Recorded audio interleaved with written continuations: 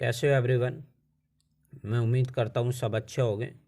आप सभी को सबसे पहले गुड मॉर्निंग।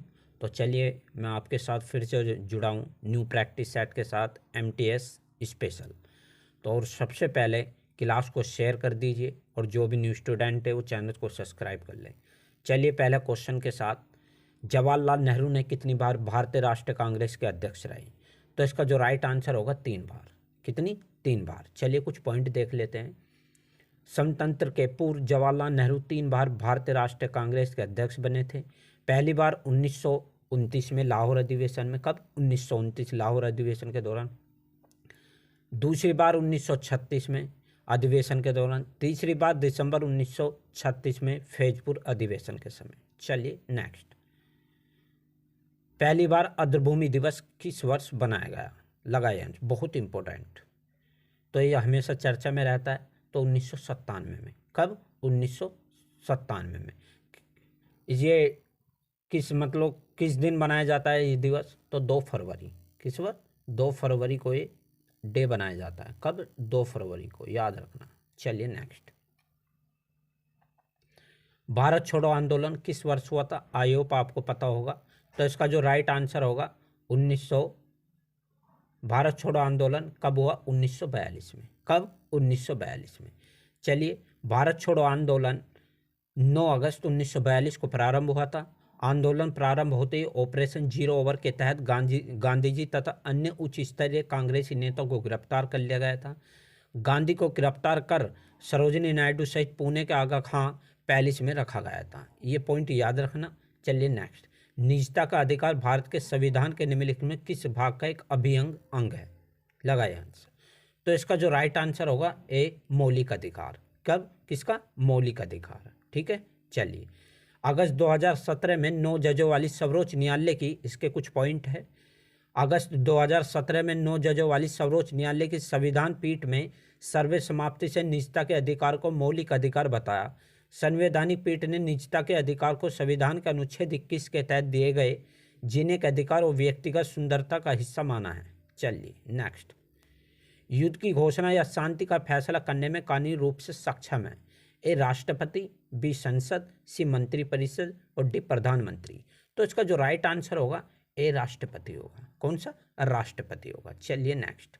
अंडमान और निकोबार द्वीप समूह एक दूसरे से किससे पृथक हुए? A, Great Channel, B, 10 Degree Channel, C, Bengal की खाड़ी, डी, अंडमान सागर। तो इसका जो राइट आंसर होगा बी, 10 डिग्री चैनल। किससे? 10 डिग्री चैनल। लगाइए नेक्स्ट। नाथुला दर्रा किस राज्य में स्थित है? दर्रे से भी क्वेश्चन पूछता है। तो इसका जो राइट आंसर होगा, इसका राइट आंसर होगा सिक्किम। कहाँ पर है? सिक्किम में। चलिए नेक्स्ट। भारत में काजू उत्पादन में मुख्य राज्य कौन सा है? भारत में काजू उत्पादन में मुख्य राज्य कौन सा है? तो इसका जो राइट आंसर बनेगा वो बनेगा ए, केरल। कौन सा? केरल। चलिए नेक्स्ट क्वेश्चन। दक्षिण भारत की नदियों में सबसे लंबी नदी है? तो दक्षिण भारत की नदियों में सबसे लंबी नदी कौन सी होगी? इसका राइट आंसर होगा गोदावरी। कौन सी? गोदावरी। ठीक है। चलिए हम इसके कुछ पॉइंट देख लेते हैं। दक्षिण भारत की सबसे लंबी नदी गोदावरी है, जिसकी लंबाई 1464 किलोमीटर है। इसे दक्षिण गंगा भी कहा जाता है। कृष्णा नदी की लंबाई 1401 किलोमीटर है और नर्मदा की लगभग 1350 किलोमीटर है। और ताप्ती की लंबाई कितनी है? 724 किलोमीटर है। याद रखना। चलिए नेक्स्ट। इंदिरा गांधी नहर कहाँ से निकलती है? तो इंदिरा गांधी नहर कहाँ से निकलती है? तो इसका राइट आंसर होगा हरिके बांध। कहाँ से? हरिके बांध। इसके कुछ पॉइंट देख लेते हैं। इंदिरा गांधी नहर हरिके बांध पंजाब से निकलती है। ये भारत की सबसे बड़ी नहर है। ठीक है। चलिए नेक्स्ट। बाघ परियोजना कब आरंभ की गई थी? बाघ परियोजना कब आरंभ की गई थी? तो इसका राइट आंसर होगा ए, 1973 में। आपसे क्वेश्चन और पूछता है हाथी परियोजना। कौन सी? हाथी परियोजना। हाथी परियोजना। हाथी परियोजना कब स्टार्ट की गई थी? 1992 में। कब? 1992 में। याद रखना, बहुत इंपॉर्टेंट है दोनों। ठीक है। चलिए नेक्स्ट। स्टील सिटी राउरकेला किस नदी के किनारे स्थित है?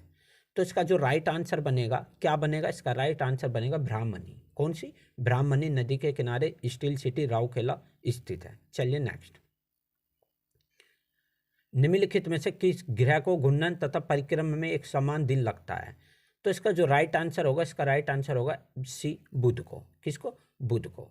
नमी किस उपकरण से मापी जाती है? जो नमी आ जाती है, जैसे नमी आ जाती है बाद इसमें, जैसे धरती पर नमी आ जाती है, ये किस तरह से या कितना तापमान है, किस तरह से नापी जाते हैं? तो इसका राइट आंसर होगा आर्द्र तापमापी से। किसका? आर्द्र तापमापी। चलिए, एनु जनजाति कहाँ पाई जाती है? एनु जनजाति कहाँ पाई जाती है? तो इसका जो राइट आंसर होगा, इसका राइट आंसर होगा जापान।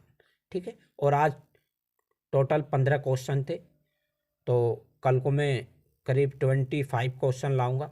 और जितना भी हो सके क्लास को शेयर कर दीजिए, और जो भी न्यू स्टूडेंट है वो सब्सक्राइब और कमेंट करके ज़रूर बताना क्लास कैसी लगी। ठीक है।